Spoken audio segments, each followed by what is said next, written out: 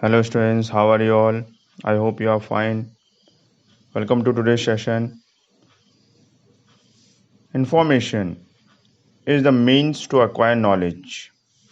In today's world, information forms the intellectual capital for a person. But there are many ethical issues involved with the usage and availability of information. Some common ethical issues are intellectual property rights, digital property rights, plagiarism. Today, we'll be studying about plagiarism. Plagiarism is stealing someone else's intellectual work and representing it as your own work without citing the source of information. So it is act of copying of another person's ideas and others' works while pretending that they are one's own. Plagiarism is stealing someone else's intellectual work. It can be an idea, literary work, or academic work, etc. So it is important to give credit to the creator by citing the source of information. So there are some ways by which we can avoid the plagiarism. First is paraphrase. Second, quoting. Third, citing. Fourth, referencing. Paraphrase, way to express someone's idea in own words. So whenever we are mentioning others' idea, so we must mention it in our own words. Second, quoting,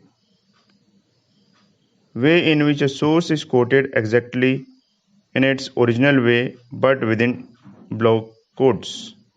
So whenever we are using others' words, ideas, so we first mention exactly, and if we mentioning exactly, then we must use block quotes. So within the block quotes we need to write. Third is citing, way in which at the bottom of the very page details such as author's name, date of publication, etc. are mentioned while using someone's work. So by citing also we can avoid the plagiarism. In this we mention the details in the footnote at the bottom of the page. Fourth is referencing.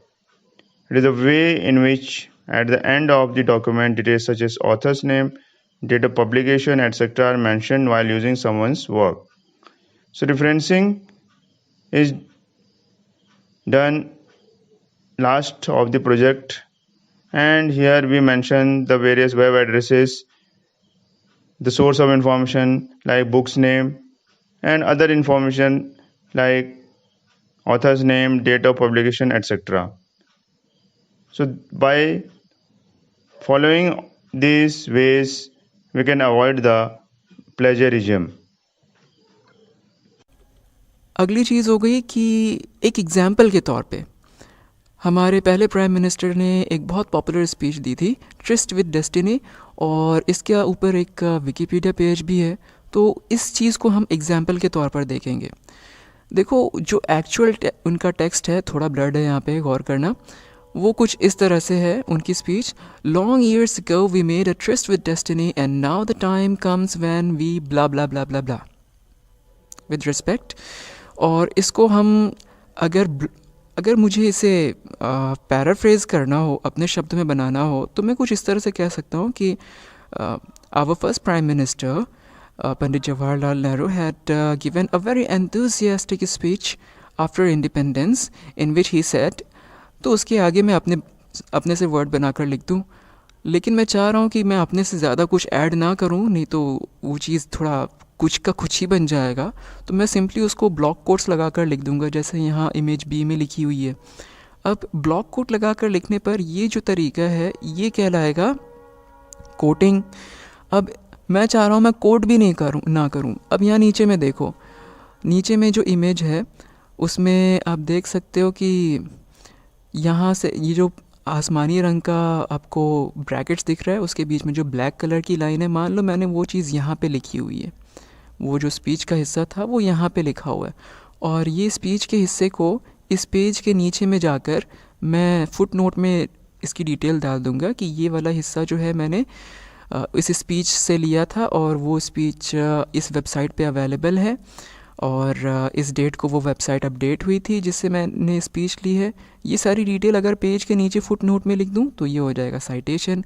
और उसी page के नीचे मैं ना लिखते हुए मैं क्या करूँ, अलग से एक पेज दूँ रेफरेंसेस हेडिंग के लिए, और यहाँ पे वो सारी चीज़ें डिटेल लिखूँ, तो ये तरीका हो जाएगा रेफरेंसेस।